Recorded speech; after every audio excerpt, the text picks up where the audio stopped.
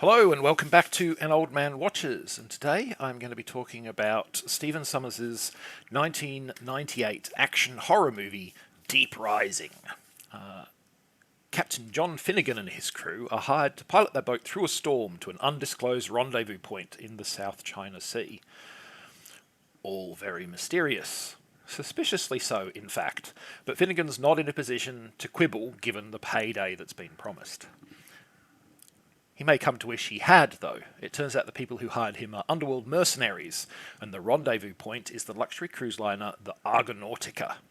An associate of the mercenaries has disabled the giant ship's navigation and communication facilities, leaving it dead in the water, and Finnegan's passengers intend to board the cruise ship and rob all of its extremely wealthy passengers.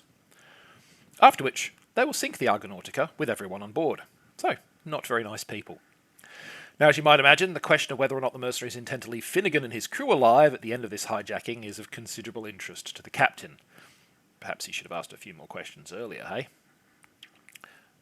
However, Finnegan, the mercenaries, and a mysterious passenger named Trillian are all about to have even more pressing matters to attend to. You see, the hijackers are not the only uninvited guests aboard the Argonautica tonight, and soon they will all be fighting for their lives against a threat they never even imagined. Deep Rising was a critical and commercial failure, with Roger Ebert in particular putting the film on his most hated list, though a few reviews, such as that of Entertainment Weekly, were notably more positive. The film's initial failure certainly didn't end up hurting the career of writer-director Stephen Sommers, as he went on to storming success the following year with The Mummy. Perhaps partly a result of Sommers' later success, Deep Rising has drawn more favourable attention since its release to home media and has become something of a cult classic. I count myself amongst those who discovered the film on DVD and also among those who thoroughly enjoyed it. I like The Mummy, but if you told me I had to pick either that or this film to watch right now, I'd fire up Dead Rising at least 9 times out of 10. So, let's talk about what this film has going on. And comparisons to Mummy are particularly apt when it comes to Deep Rising, because it's easy to see the prototype of Sommers' later hit in this film. For one thing, the two films share a very similar combination of action, horror, and humour. Though it must be noted that this film has a considerably greater degree of gore, picking up an R rating from the MPAA instead of the Mummy's PG-13. I do think some of the stuff that happens in The Mummy is conceptually more creepy, but it's less graphic and less visceral in how it depicts those events, so it gets away with a bit more kind of, if you think about it, it's actually really quite creepy kind of stuff. The two films also share a very similar central trio of characters. Deep Rising's Finnegan, Trillian, and Joey are by no means a one-to-one match for the Mummy's Rick, Evelyn, and Jonathan, but there are certainly plenty of similarities. Finnegan's a rough-and-tumble sort with a tenuous connection to legality, but a basically decent nature. Kind of like Rick. Like Evelyn, Trillian's the feisty female who is tougher than she looks, though it must be admitted she's somewhat more morally flexible as well. And finally we have Joey, who, like John Hannah's Jonathan, exists mainly to be a comedic sidekick to the core duo, but who occasionally demonstrates unexpected skills and has a knack for survival. So there's a lot of parallels there.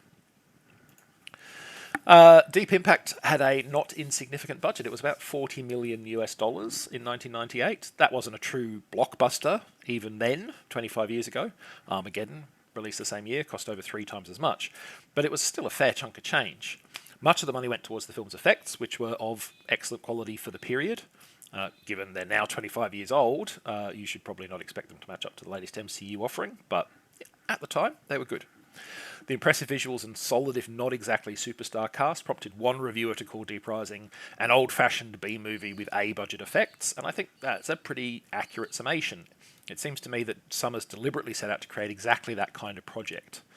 And I think he did so really well. Deep Rising has all the wild ideas and goofy antics that characterise the best B-movies, but with the kind of solid acting, sets and effects that those films could generally only dream of. Interestingly, Deep Rising's original budget was higher than the final $40 million, and the role of Finnegan was initially offered to no less a Hollywood legend than Harrison Ford, who was, at the time, probably at the height of his box office status. Now, much as I enjoy the movie we actually got, I find it fascinating to think what Deep Rising might have looked like if it had one of the biggest stars of the decade as its leading man. Now, in his review, Roger Ebert dismissed this film as an Alien clone with a fresh paint job, which suggests that he really needed to rewatch Ridley Scott's movie. Part of Alien's power is that it cranks the tension and never ever goes for a laugh that might alleviate the stress. But perhaps Ebert wasn't entirely off point, because I do think Deep Rising owes more than a little debt to James Cameron's Aliens. Like that film, it features a small, heavily armed group that blunder overconfidently into a much more dangerous situation than they expect. Like that film, they stumble across help from a survivor of the initial onslaught. Like that film, it has Weasley corporate types who cannot be trusted. There are plenty of differences too, of course. This movie has no scarred survivor of a former massacre type figure like Ripley, for instance, which is a pretty big thing to kind of cut out of an Aliens clone. And it goes for those stress-relieving laughs a lot more often than Cameron's film did. But if you're the kind of person who's got lines like, "What are we supposed to do? Use harsh language and nuke the site from orbit. It's the only way to be sure," deeply embedded in your cinema viewing psyche, you should probably really give Deep Rising a try. It's probably right up your alley. Next time, a film that seems to be predicated on the elevator pitch, "What if we remade The Terminator as a biblical apocalypse thing?" 2010's Legion. But that's next time. Until then, thanks for watching this video, and I hope you enjoyed it.